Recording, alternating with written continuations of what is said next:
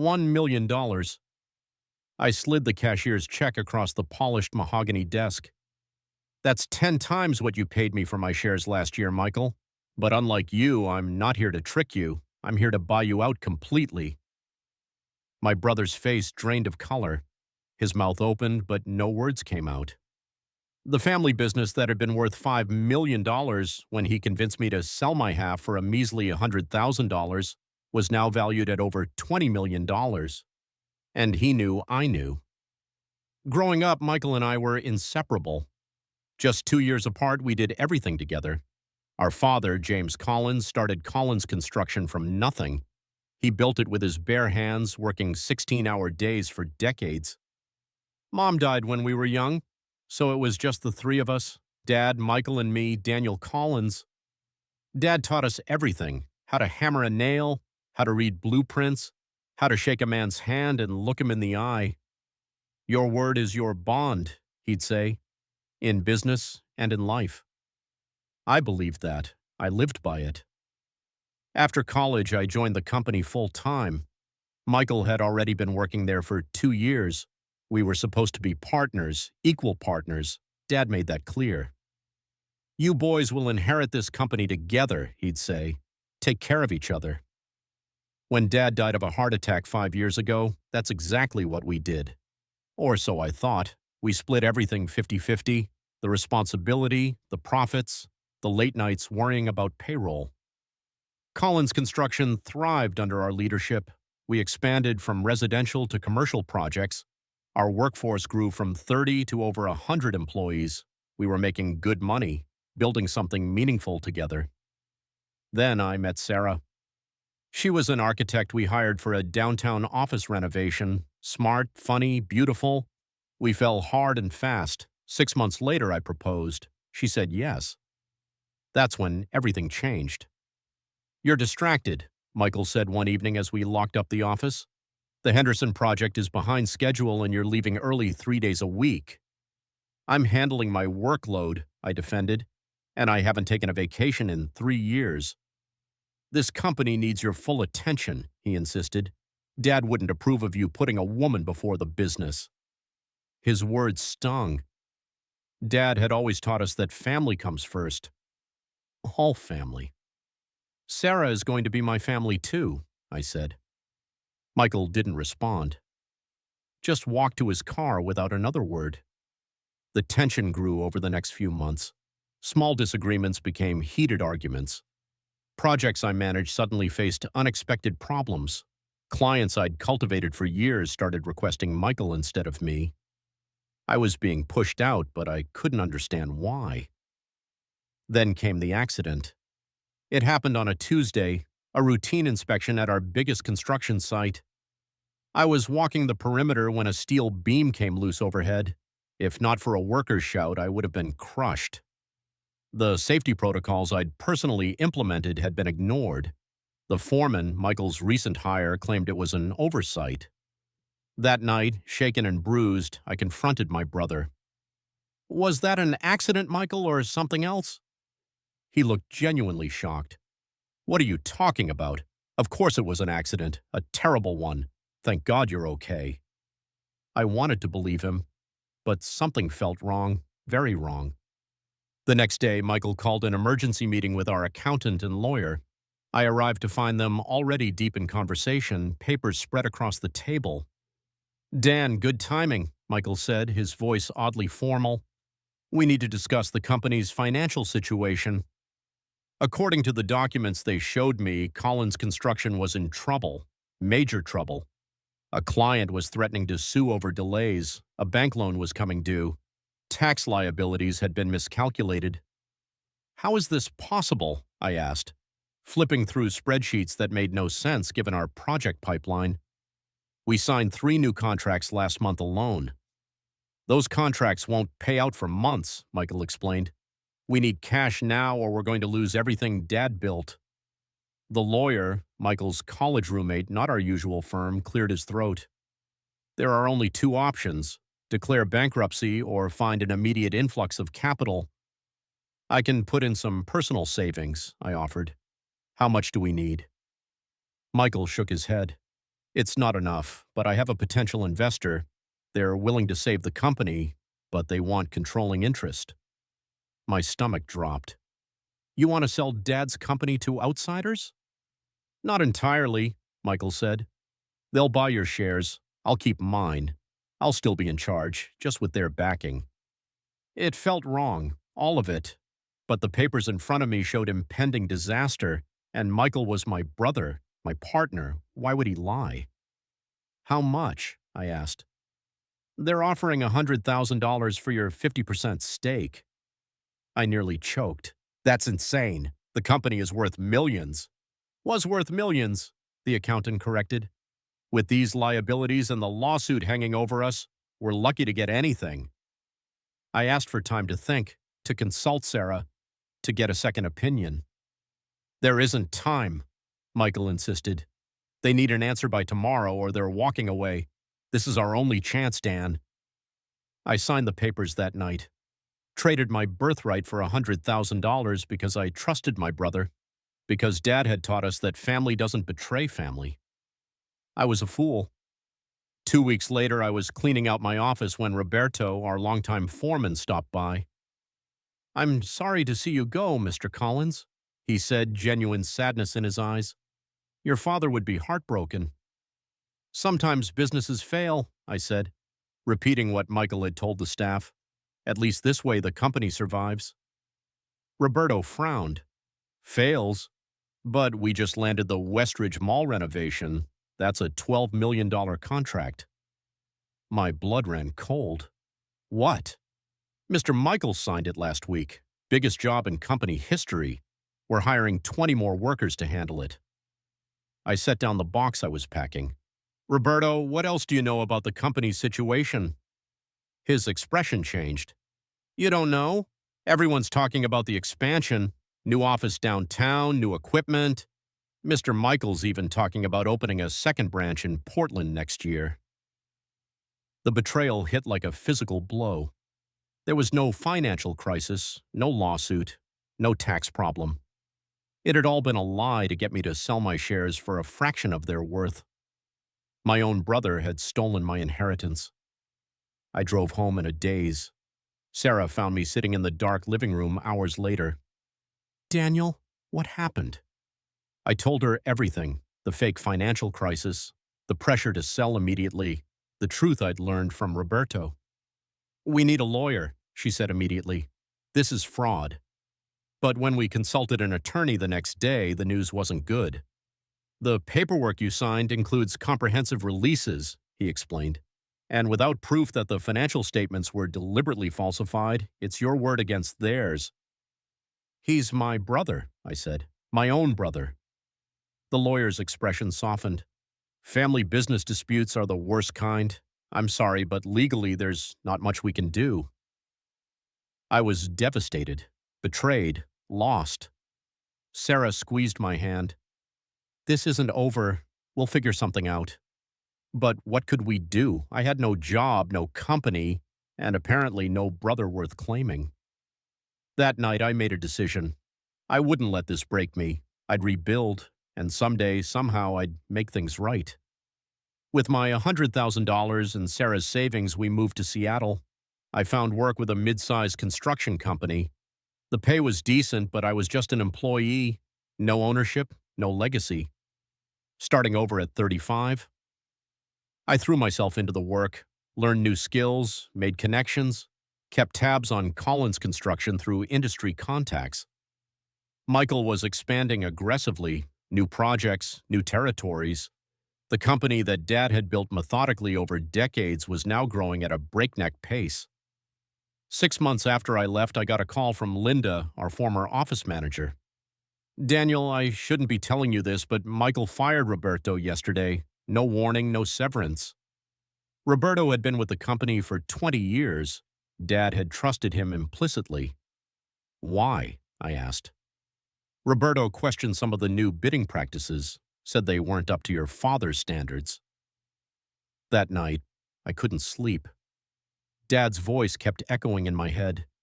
Your reputation is everything in this business. Do right by people and it comes back tenfold. Was Michael doing right by anyone? 2 weeks later, Roberto called me. "Mr. Daniel, I need to tell you something. I should have spoken up sooner." He explained how Michael had been planning my ouster for months, how he'd manipulated project schedules to make me look bad, how he'd falsified those financial documents. "I have copies," Roberto said. "I kept them because it didn't feel right." "Send them to me," I said, my heart racing. "All of them." The documents arrived the next day, proof of my brother's betrayal, but also something more, evidence of corner cutting on projects, safety violations, substandard materials. Collins Construction was making money, but at what cost? I took everything to a different lawyer, this one specializing in construction industry cases. "This is serious," she said, reviewing the papers. "The fraud against you might be difficult to prove, but these safety violations and material substitutions, those could lead to criminal charges." "I don't want to destroy the company," I said. "My father built that business to last." "What do you want, Mr. Collins?" I thought about it. "Justice, and my company back." She smiled. "Then let's make a plan." Over the next 6 months, I worked 2 jobs. By day, I was a construction manager. By night, I was building a case and a war chest. Sarah and I lived frugally. Every spare dollar went into savings. I reached out to contacts in the industry, former clients, suppliers, banks.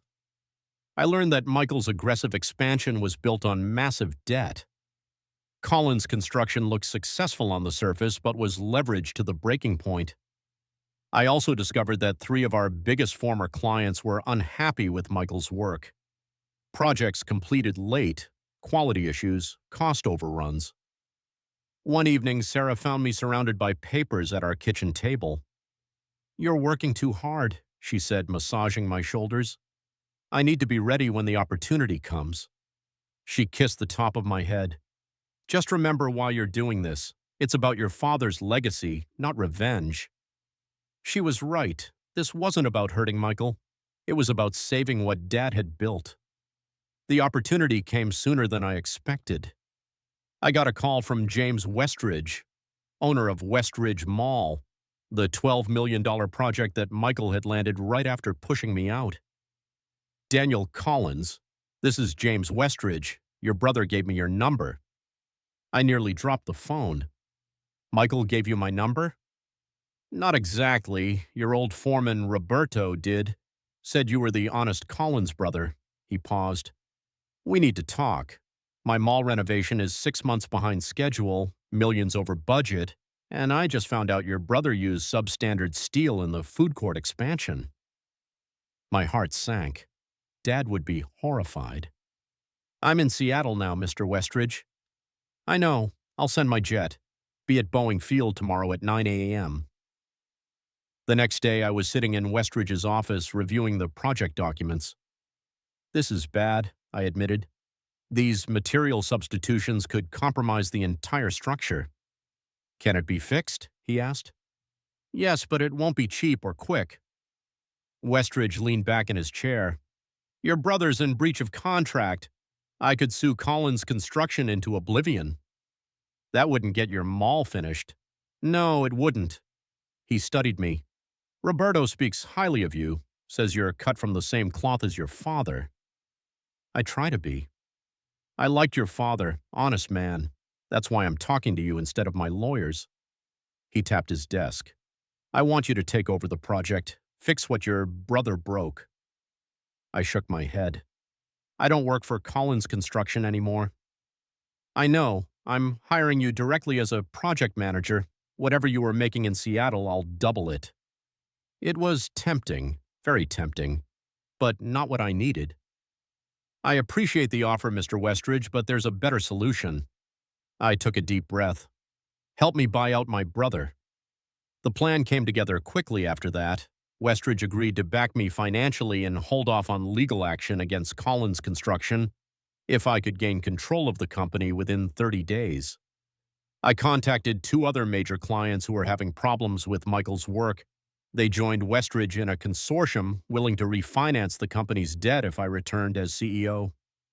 Roberto reached out to key employees who were unhappy with Michael's leadership.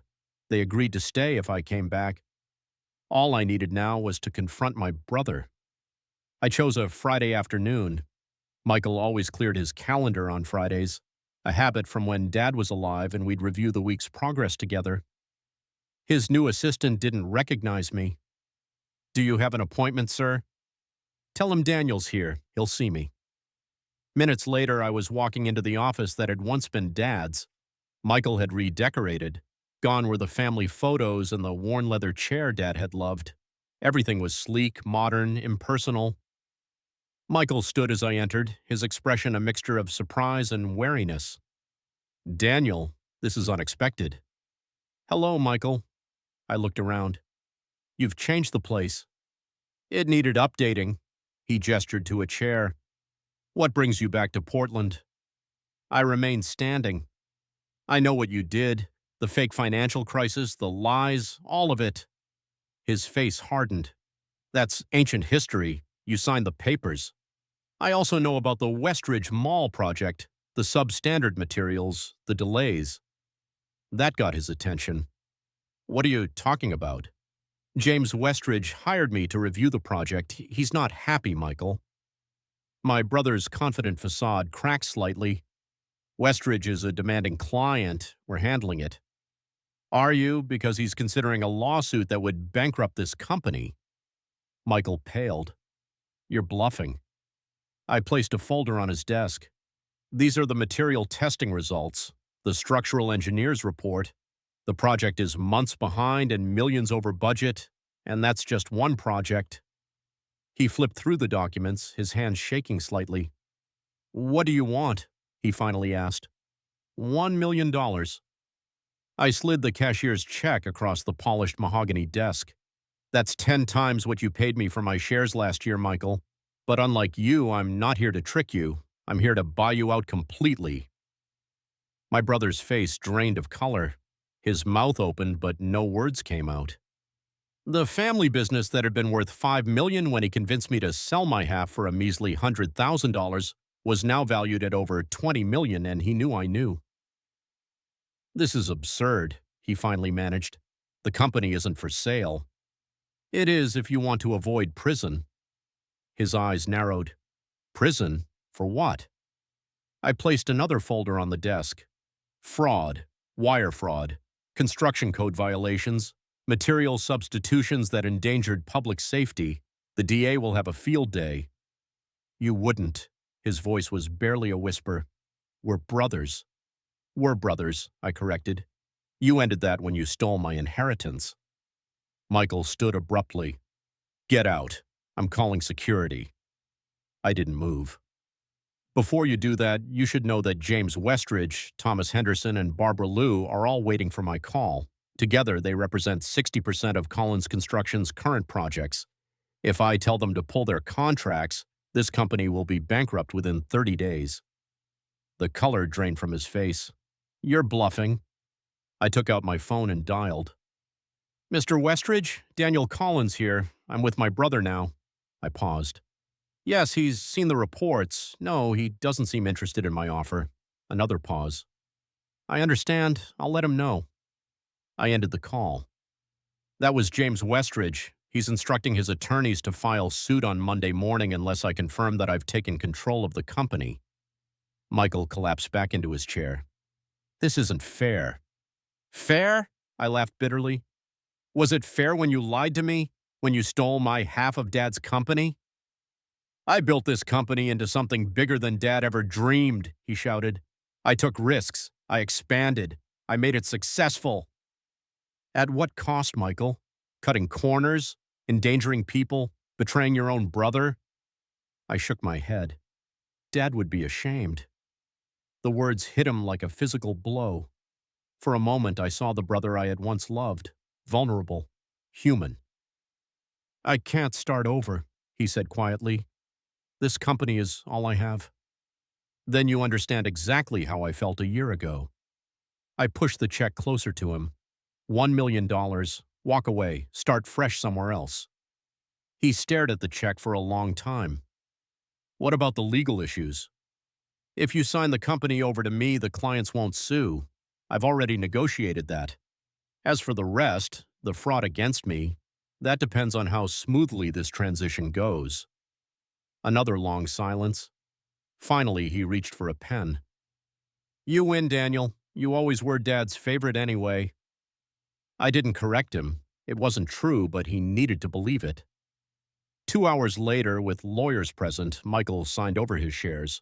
Collins Construction was mine again. As he stood to leave, he paused at the door. What will you do with it? Rebuild it the right way, Dad's way. He nodded once, then walked out without another word. The next year was the hardest of my life. Fixing Michael's mistakes, rebuilding client relationships, restoring the company's reputation. I rehired Roberto as operations manager, brought back the employees Michael had pushed out, implemented strict quality control processes. Sarah moved to Portland with me, opening her own architecture firm that often partnered with Collins Construction on projects. 6 months after taking over, I received an envelope with no return address. Inside was a check for $900,000 and a note in Michael's handwriting. I'm keeping $100,000, the same amount you got. Seems fair. The rest I'm returning. Not because I have to, but because Dad would want me to. Maybe someday we can talk again. I deposited the check into the company account and used it to establish the James Collins Memorial Scholarship for construction trades students. Last week, we completed the Westridge Mall renovation, on time, on budget, built to last. At the ribbon-cutting ceremony, James Westridge pulled me aside. Your father would be proud, he said. You saved his legacy. Our legacy, I corrected. Collins Construction is bigger than just me. As I looked around at the employees gathered for the celebration, some who had worked with Dad, others new to the company, I felt a sense of peace. Dad had built something meant to last generations. Michael had nearly destroyed it through greed and shortcuts. I had saved it by remembering the most important lesson Dad ever taught us. Your word is your bond, in business and in life. I still haven't called Michael, maybe someday. But for now, I'm focused on building something that would make Dad proud, something honest, something that will stand the test of time. Just like he taught us.